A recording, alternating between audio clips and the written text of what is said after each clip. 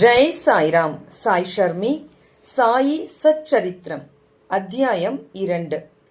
இப்பணியை செய்வதன் நோக்கம். இஃதை மேற்கொள்வதில் உள்ள திறமையின்மையும் துணிவின்மையும். காரச்சார விவாதம். குறிப்பிடக்கூடியதும் முனிவருடைய பட்டமுமான ஹேமாத் பந்தை வழங்குதல்.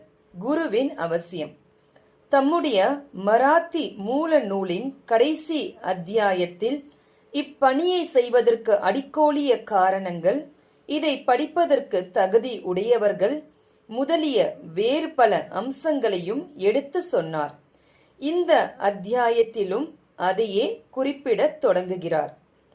முதலாம் அத்தியாயத்தில் கோதுமை மாவரைத்து அதை கிராம எல்லைகளில் தூவிவிட்டதன் மூலம் காலரா தொத்து வியாதியை தடுத்து அளித்ததான சாயிபாபாவின் அற்புதத்தை கண்டோம். நான் சாயிபாபாவின் மற்றும் பல அற்புத லீலைகளை பெரும் உள்ள கிளர்ச்சியுடன் கேட்டிருக்கிறேன். அக்கிளர்ச்சியை இவ்வழக்கான பணியாக பொங்கி உருவெடுத்தது. சாயிபாபாவின் பெருமையுடைய அற்புதங்களை வரைத்தலானது. அவருடைய அடியவர்களுக்கு உற்சாகமூட்டுவதாகவும் அறிவுறுத்துவதாகவும் இருப்பதுடன் அவர்களின் பாவங்களையும் நீக்குமாதனினால்தான் நான் சாயிபாபாவின் புனித வரலாற்றையும் அவருடைய போதனைகளையும் வரையத் தொடங்கினேன். ஞானியின் வரலாறு என்பது தர்க்க சாஸ்திரத்திற்கோ பட்டிமன்றத்துக்கோ ஊறியது அன்று. அஃது உண்மையும் பெரியதுமான வழியை காண்பிக்கிறது. தாம் இப்பணியை செய்ய தகுதி உடையவர் அல்ல என்று ஹேமாத் பந்த் நினைத்தார். எனக்கு நெருங்கிய நண்பனின் வாழ்க்கையையே தெரியாது, அப்படியே எனது மனதையும் நான் அறியேன். இவ்வாறிருக்கையில் வேதங்களால் கூறவியலாத ஒரு ஞானியின் வரலாற்றையோ அல்லது அவதாரத்தின் குணங்களையோ நான் எங்கனம் எழுதுவேன்? ஒரு ஞானியின் வாழ்க்கையை விவரிக்கும் ஒருவனும் ஞானியாகவே இருக்க வேண்டும். எனவே நான் எங்கனம் அவர்தம் புகழை விவரிக்க இயலும்? ஞானியின் வாழ்க்கையை வரைவதென்பது மிக கடினமானதாகும். ஒருவன் கடல் ஆழத்தையும் அளவிட்டு விடலாம். துணி ஜோடனைகளால் ஆகாயத்தையும் அலங்கரித்து விடலாம். இது தீரமிக்க செயலாகும் என்று நான் அறிவேன். இது என்னை பார்த்து பிறர் நகைக்க இடங்கொடுத்து விடும் என நான் சாய்பாபாவின் அருளை நாடினேன். அடியவர்கள் விரும்பும் வெற்றிகரமாய் முடிவூறும் இப்பணியை மேற்கொள்வதற்கு ஞானியர்தம் வாழ்க்கை வரலாற்றை எழுதுவோரை கடவுள் விரும்புகிறார் என்று மகாராஷ்டிரத்தை சேர்ந்த முன்னோடி கவியும் ஞானியுமான ஸ்ரீ ஞானேஸ்வர் மகாராஜ் என்பவர் எடுத்தியம்பிருக்கிறார். இப்பணியை ஞானிகள் சங்கல்பிக்கிறார்கள். அடியவன் அம்முடிவை அடைய மறைமுக காரணமாகின்றான் அல்லது கருவியாகின்றான். உதாரணமாக சக வருடம் 1700 கவி மகிபதி ஞானிகளின் வாழ்க்கையை எழுதும் உயர்நோக்கம் கொண்டார். ஞானிகள் அவரை சங்கல்பித்து பணியை நிறைவேற்றி வைத்தார்கள். அம்மாதிரியே சக வருடம் 1800 தாசகனுவின் சேவையும் அங்கீகரிக்கப்பட்டது. முன்னவர் பக்த விஜயம், சந்த விஜயம், பக்த லீலாமிருத், சந்த லீலாமிருத் என்னும் 4 நூல்களையும், பின்னவர் நவீன ஞானியரை பற்றி விவரிக்கப்பட்ட பக்த லீலாமிருத், சந்த கதாமிருத் என்ற நூல்களையும் இயற்றினார். பக்த லீலாமிருத்தின் 31, 32, 33 அத்தியாயங்களிலும் சந்த கதாமிருத்தின் 57ஆம் அத்தியாயத்திலும் சாயி பாபாவின் சுவையான வாழ்க்கையும் அவரின் அறிவுரைகளும் நன்றாக சித்தரிக்கப்பட்டிருக்கின்றன. இவை சாயி லீலா சஞ்சிகையில் தொகுப்பு 11, 12, 17 தனியாக பதிப்பிக்கப்பட்டிருக்கின்றன. படிப்பவர்கள் இவ்வாத்தியங்களை படிக்க கேட்டுக்கொள்ளப்படுகிறார்கள். அங்கனமே பாந்திராவை சேர்ந்த திருமதி சாவித்ரிபாய் ரகுநாத் டெண்டுல்கர் பதிப்பித்துள்ள சாயிநாத் பஜன்மாலா என்ற சிறிய அடக்கமான புத்தகத்திலும் சாயி பாபாவின் அற்புத லீலைகள் சித்தரிக்கப்பட்டிருக்கின்றன. தாசகனு மகாராஜும் பல்வேறு இனிய பாடல்களை சாயி பாபா மீது எழுதியிருக்கிறார். குஜராத்தில் அமிதாஸ் பவானி மேத்தா என்னும் ஷிரடியை சேர்ந்த ஒரு அடியவர் சாய் பாபாவின் சில நிகழ்ச்சிகளை பதிப்பித்துள்ளார். தக்ஷிண பீக்ஷா சன்ஸ்தானும் சாயிநாத் பிரபாவை சில பதிப்புகள் செய்தனர்.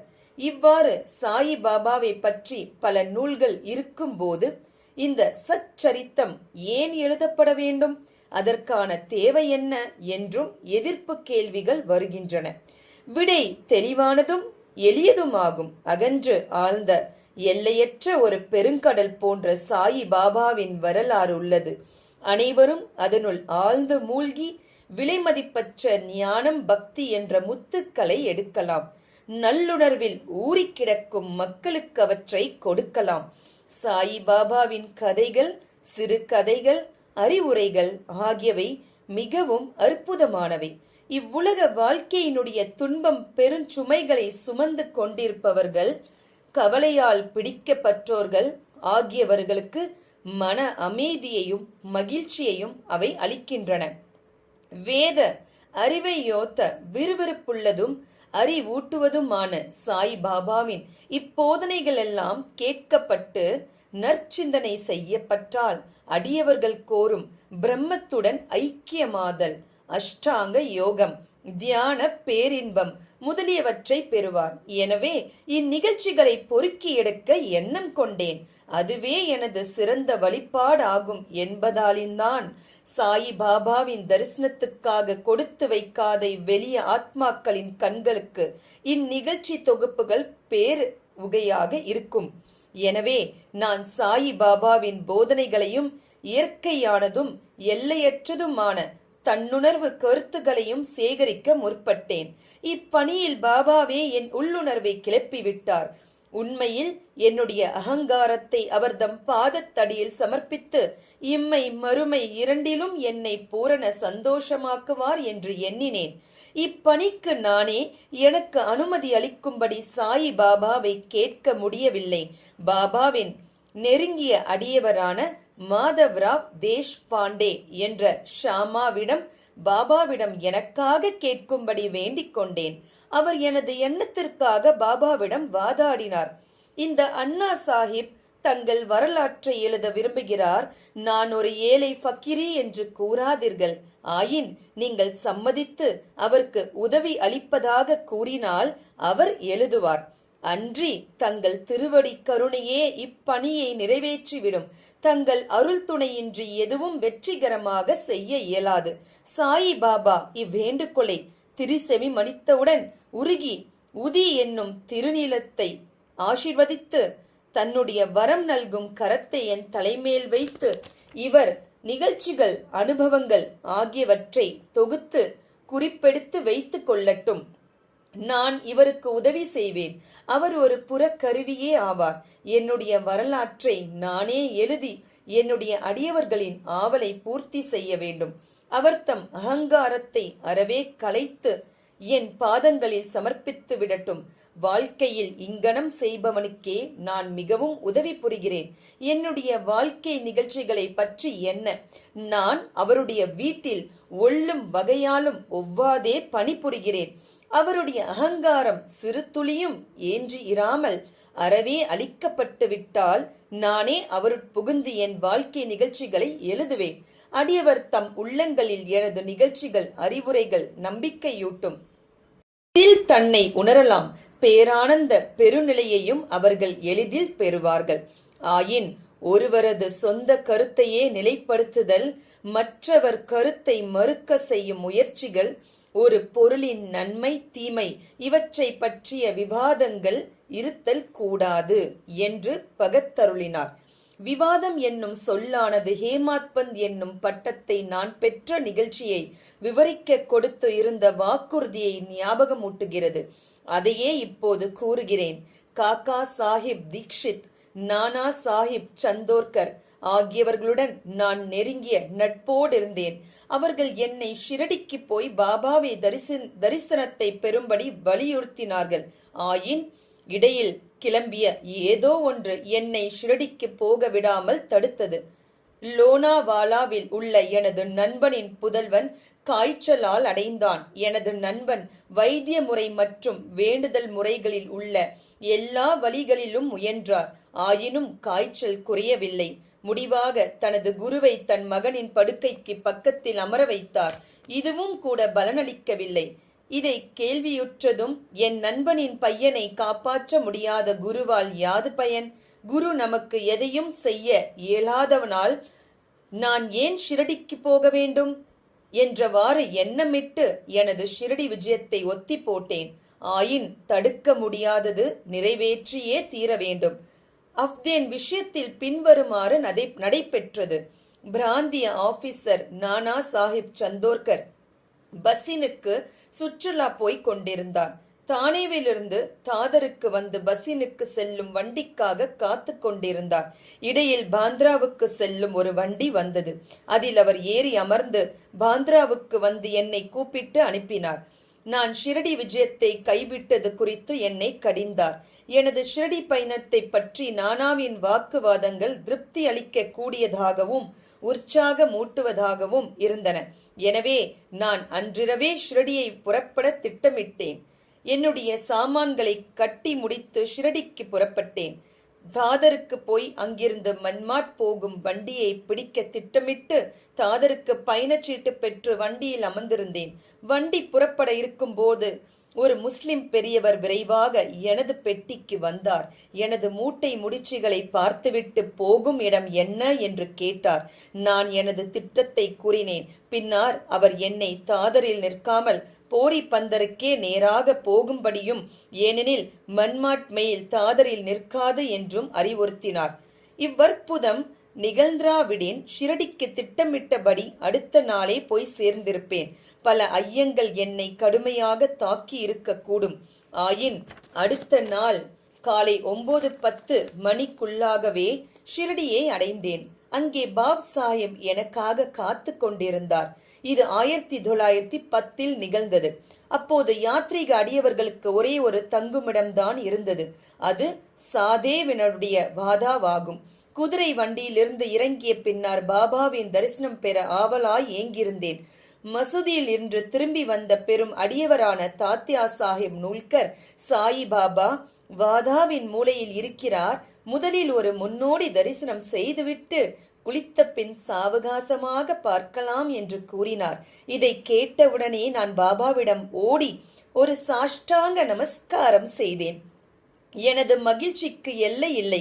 நானா சாஹிப் சந்தோர்கர் என்னிடம் கூறியதற்கு அதிகமாகவே கண்டேன். என்னுடைய புலன்கள் எல்லாம் திருப்தி அடைந்தன. நான் பசி தாகத்தை மறந்தேன். சாயி பாபாவின் பாதங்களை தொட்டவுடன் ஆசிர்வதிக்கப்பட்ட ஒரு புத்தம் புதிய வாழ்வையே அவர் எனக்கு அருளியதை உணர்ந்தேன். என்னை இச்செயலில் இடைவிடாமல் தூண்டி சாயி பாபாவின் தரிசனத்திற்கு உதவி புரிந்தவர்களுக்கு கடமைப்பட்டதை கருதினேன். அவர்களை உண்மை உறவினர்களாக நினைக்கிறேன். அவர்களுடைய கடனை நான் திருப்பித் தர முடியாது. அவர்கள் நினைத்து அவர்கள் முன் விழுந்து வணங்குகிறேன். சாயி பாபாவின் தரிசனத்துள்ள நூதனமானது. நான் கண்டவாறு நம்முடைய எண்ணங்கள் மாறுகின்றன. முன்னைய கர்மங்களின் வலிமை அளிக்கப்படுகின்றது அல்லது பற்றற்ற நிலை அதிகரிக்கின்றது. முந்தைய பிறவிகளில் செய்த பல நற்கர்மங்களால் அத்தகைய சுப தரிசனம் அடையப்படுகிறது. நீங்கள் சாயி பாபாவை கண்டுவிட்டீர்களானால் புறவுலகு எல்லாம் சாயி பாபாவாக தோற்றமளிக்கிறது. குருவின் தேவையை பற்றி எனக்கும் பாலா சாஹிப் பாடேக்கும் இடையில் ஒரு சூடான விவாதம் நான் ஷிரடிக்கு வந்த தினத்தன்று நடைபெற்றது. நம் சுதந்திரத்தை நாம் ஏன் இழக்க வேண்டும்? மற்றவர்களிடம் ஏன் சரணாகதி அடைய வேண்டும் என்று நான் விவாதித்தேன். நாம் நம்முடைய கடமையை செய்ய வேண்டியிருக்கையில் ஏன் குரு தேவைப்படுகிறார்? ஒருவன் தன்னலான முயற்சிகளை செய்து தன்னை தானே காப்பாற்றிக் கொள்ள வேண்டும். சோம்பேறியாக தூங்குவதை தவிர வேறெதையும் செய்யாத ஒருவனுக்கு குரு என்ன செய்துவிட முடியும்? இங்கனம் நான் சுதந்திர எண்ணத்திற்கு வாதாடினேன். பாடே கர்மத்துக்காக தலைவிதி வாதாடி கூறியதாவது நடப்பது நடந்தே தீரும். பெரியோர்கள் எல்லாம் தோல்வியுற்றிருக்கிறார்கள். மனிதன் ஒரு வழியில் நினைக்க தெய்வம் வேறு வழியில் செயல்படுகிறது. உம்முடைய புத்தி சாதுரியத்தை தள்ளிவிடுக. பெருமையும் அகங்காரமும் உமக்கு உதவாது. கொள்கைகள் மாறுபாடுகள் இவற்றுடன் இவ்விவாதம் ஒரு மணி நேரத்துக்கு மேல் நடைபெற்றும் வழக்கம் போல் ஒரு முடிவும் காணப்படாது. முடிவாக களைப்படைந்து விட்டோம். நானும் மன அமைதியை இழந்தேன். வலிவான சரீர அபிமானம் அகங்காரம் இவை இழந்தேன். இல்லாவிடில் விவாதமே இல்லை எனக் கண்டேன். அகங்காரமே விவாதத்தை வளர்க்கிறது என்று கூறலாம். பிறகு நாங்கள் மசூதிக்கு மற்றவர்களுடன் சென்றபோது காக்கா சாஹேப் தீக்ஷித்தை பாபா பின்வருமாறு வினாவினார். சாதேவாதாவில் என்ன நடந்து கொண்டிருந்தது? விவாதம் எதை பற்றியது என்று கூறி என்னை உற்று நோக்கி மேலும் வினாவியதாவது, ஹேமாத் பந்த் என்ன கூறுகிறார்? இவ்வார்த்தைகளை கேட்டு நான் மிகவும் ஆச்சரியமடைந்தேன். நான் தங்கியிருந்ததும் விவாதம் நடந்ததுமான சாதேவாதாவானது மசூதியிலிருந்து நல்ல தூரத்தில் இருக்கிறது. சர்வ வியாபியாகவும் அகத்திலிருந்து ஆட்டி வைப்பவராகவும் இல்லாவிடில் எங்களது விவாதத்தை பாபா எங்கனம் அறிந்திருக்க முடியும்? சாயி பாபா என்னை ஏன் ஹேமாத் பந்த் என்னும் பெயரால் அழைக்க வேண்டும் என்று நான் எண்ணமிட ஆரம்பித்தேன். இச்சொல் ஹேமாத்ரியா பந்த் என்ற வார்த்தையிலிருந்து திருத்தப்பட்டதாகும். இந்த ஹேமாத்ரியா பந்த் யாதவ அரச வம்சத்தை சேர்ந்த ராமதேவ் மகாதேவ் என்ற தேவகிரி அரசர்களின் புகழ்பெற்ற மந்திரியாவார். கல்வி கேள்வி நிரம்ப பெற்ற நற்பண்புகள் நிறைய பெற்ற அவர் ஆன்மீக விஷயங்கள் அடங்கிய சாதுர்வக சிந்தாமணி மற்றும் ராஜ பிரசதி போன்ற பல உயர்ந்த நூல்களின் ஆசிரியரும் ஆவார்.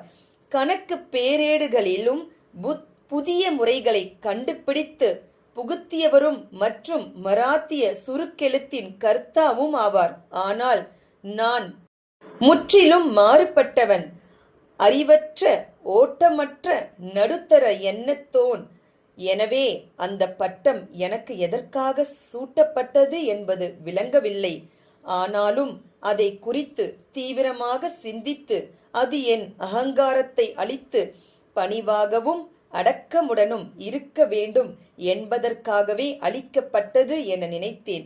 விவாதத்தில் எனக்குள்ள புத்தி சாதுரியத்துக்காகவும் அது எனக்கு வழங்கப்பட்டதாகும். எதிர்கால நிகழ்ச்சிகளை உற்று நோக்கில் பாபாவினது சொற்கள் தாபோல்கரை ஹேமாத் பந்த் என அழைத்தது முக்கியமானதும் தீர்க்க தரிசனம் நிறைந்ததும் ஆகும். ஏனெனில் மிகவும் புத்திசாலித்தனமாக சாயி சமஸ்தானத்தின் நிர்வாகங்களை கவனித்தது, எல்லா கணக்குகளையும் நன்றாக வைத்திருந்தது. முக்கியமானதும் ஆத்மார்த்த விஷயங்களுக்கான ஞானம், பக்தி, அவாவின்மை, நான் தன்மையை சரணமிடுதல், தன்னையுணர்த்தல் போன்றவற்றை குறிக்கும் சாயி சச்சரித்தம் என்ற அத்தகைய சிறப்பான நூலின் ஆசிரியராகவும் இருந்ததை காண்கிறோம். குருவின் தேவையை பற்றி ஹேமாத் பந்த் பாபா இவ்விஷயத்தை பற்றி என்ன சொன்னார் என்று எவ்வித குறிப்பும் விட்டு வைக்கவில்லை. ஆனால் காக்கா சாஹிப் தீக்ஷித் இவ்விஷயத்தை தனது குறிப்புகளில் பதிப்பித்துள்ளார். ஹேமாத் பந்தின் சாயி பாபா சந்திப்பின் அடுத்த நாளில் பாபாவிடம் காக்கா சாஹிப் தீக்ஷித் சென்று தான் ஷிரடியை விட்டு போக வேண்டுமா என கேட்டார். பாபா ஆம் என்றார். பிறகு எங்கே போவது என யாரோ கேட்டார். பாபா உயரம் மேலே என்று கூறினார். அம்மனிதர் வழி எப்படிப்பட்டது என பாபாவிடம் வினாவினார். பாபா கூறினார், அங்கே போவதற்கு பல வழிகள் உள்ளன. இங்கிருந்தும் ஷிரடியிலிருந்தும் ஒரு வழி உள்ளது. பாதை கடினமானது. புலிகளும் ஓநாய்களும் வழியிலுள்ள காடுகளில் உள்ளன. நான் காக்கா சாஹிப் தீக்ஷித் இடம் கேட்டேன், ஒரு வழிகாட்டியை நாம் அழைத்து சென்றால் என்ன? அதற்கு பாபா கூறினார், அப்போது கடினமில்லை. புலி, ஓநாய், படுகுழிகள் முதலியவற்றிலிருந்து உன்னை விலக்கி உன் குறிக்கோளை அடைய நேரடியாக அழைத்து செல்வார். வழிகாட்டி இல்லை என்றால் காடுகளில் நீ காணாமல் போகலாம் அல்லது படுகுழியில் விழும் அபாயம் இருக்கிறது. இந்நிகழ்ச்சியின் போது தாபோல்கரும் அறை அருகே இருந்தார். இதுவே குரு அவசியமா என்னும் விவாதத்திற்கு பாபாவின் பதில் என்று எண்ணினார். ஒரு மனிதன் சுதந்திரமானவனா அல்லது கட்டுப்பட்டவனா எனும் விவாதம் ஆன்ம விஷயங்களில் உபயோகமில்லை என்றும் விவாதத்தின் மராத்தி மூல பதிப்பில் விளக்கப்பட்டபடி பெரிய அவதாரங்களான ராமர், கிருஷ்ணர் முதலியோர் தமது குருக்களான வசிஷ்டர், சாந்திபனி ஆகிய முனிவர்களிடம் தன்னை அறிவதற்காக சரணடைந்தார்கள் என்றும் குருவினுடைய உபதேசத்தினாலேயே பரமார்த்திகம் அடையப்படுகிறது என்றும் நம்பிக்கையும் பொறுமையுமே அத்தகைய முன்னேற்றத்திற்கு தேவையான நற்பண்புகளாம் என்பதுமே பாபாவின் திருக்குறிப்பாம். ஸ்ரீ சாயியை பணிக. அனைவருக்கும் சாந்தி நிலவட்டும். ஜெய் சாய்ராம்.